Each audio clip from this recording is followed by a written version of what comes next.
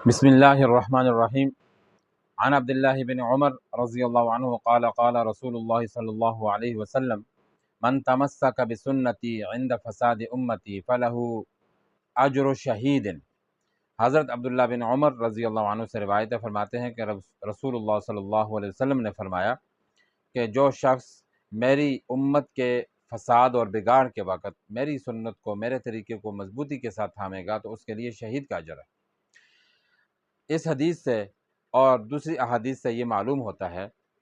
کہ آپ صلی اللہ علیہ وسلم کے اوپر یہ منکشف کر دیا گیا تھا کہ اگلی امتوں کی طرح آپ کی امت میں بھی بگاڑ پیدا ہو جائے گا، اور حالات ایسے ہو جائیں گے کہ لوگ بے راہ روی کا شکار ہو جائیں گے اور فسق و فجور میں آگے سے آگے بڑھیں گے، نفس اور شیطان کی پیروی میں آگے سے آگے بڑھتے چلے جائیں گے، یہاں تک کہ امت کی اکثریت جو ہے وہ آپ کی ہدایات، آپ کی سنت اور آپ کے طریقے سے ہٹ جائے گی۔ تو ظاہری بات ہے یہ ایک بہت مشکل دور ہوگا، اور ایسے دور میں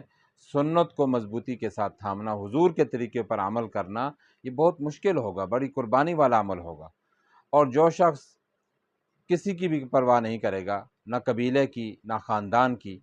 اور صرف وہ حضور کے طریقے کو دیکھے گا، حضور کے طریقے کے مطابق عمل کرے گا، قربانی کرے گا،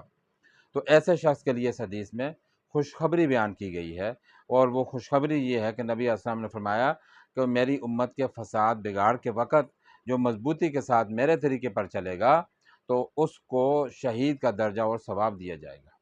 ایک تو ہے نا کہ سنت کا جو ہے نا وہ ایک مفہوم ہمارے ذہن کے مطابق ہے، اور ایک ہے حدیث کا کے اعتبار سے۔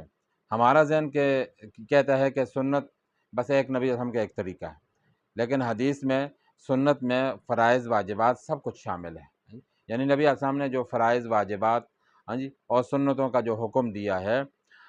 تو ان سب کے اوپر عمل کرنا، چاہے حالات جیسے بھی ہوں۔ مثال کے طور پر ایک خاندان میں شادی ہے، اور شادی میں ایک سنت عمل ہے نکاح، تو نکاح کرنا کیا ہے سنت ہے، لیکن طریقہ نبی علیہ السلام کا کیا ہے کہ نکاح مسجد میں ہوا کرتا تھا، آپ صلی اللہ علیہ وسلم نے مسجد میں نکاح کیا ہے۔ اب لڑکی والے کہتے ہیں کہ نکاح ہماری بیٹی کا مسجد میں ہونا چاہیے، لڑکے والے کہتے ہیں کہ ہم حال میں کریں گے، لیکن لڑکی والے وہ حضور کے اس طریقے کو لے کر ڈٹ جاتے ہیں کہ ہماری بیٹی کا نکاح تو مسجد میں ہی ہوگا تو ہمیں قبول ہے، ورنہ آپ کی مرضی ہے، یعنی وہ رشتے کو بھی ٹھکرانے کے لیے تیار ہو جاتے ہیں، اور بالآخر لڑکے والوں کو گھٹنے ٹیکنے پڑتے ہیں اور نکاح مسجد میں ہوتا ہے۔ تو یہ ایک سنت کے اوپر ڈٹ جانے کی وجہ سے، سنت کے عمل کو یا اس کو اپنے عمل میں لانے کی اور اس کو رواج دینے کے لیے جو بندہ اتنی بڑی قربانی کرے گا تو اس کو جو ہے نا وہ کیا ہوگا، اتنا بڑا ثواب دیا جائے گا کہ شہید کا ثواب اس کو دیا جائے گا، اور ایک روایت کے مطابق تو 100 شہیدوں کا ثواب دیا جائے گا۔